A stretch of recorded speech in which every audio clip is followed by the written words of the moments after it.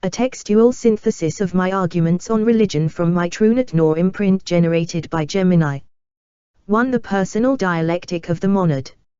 You highlight that a personal dialectic is the necessary first step toward the historical dialectic. This involves shadow work and integration, managing the internal conflicts of the psyche to become whole. Expansion of boundaries, moving from the dot of the self to an inclusive sphere that incorporates the interests of all sentient beings into your cost-benefit analysis. The ethical pulse, aligning your internal inside, thoughts and character, with the outside, the kingdom of heaven or Ma'at. 2. The secret Torah as a moral filter. Your work reframes religious texts as a low-cult filter or high-pass filter.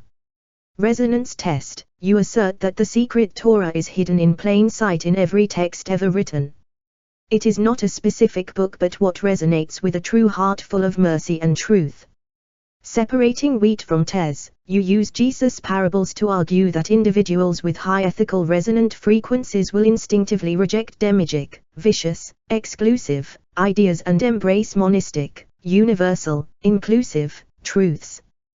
The den of murderers. You point to the critical correction of the translation of Jesus' words in the temple, correcting thieves to murderers or violent ones, consistent with Luther's German translation as Mordegruben, as a key to revealing his original stance against animal exploitation and the violent system of sacrifice. 3. YHWH as a dynamic pulse. You move beyond static definitions of God by defining the tetragrammaton, YHWH, as a verb describing a pulse.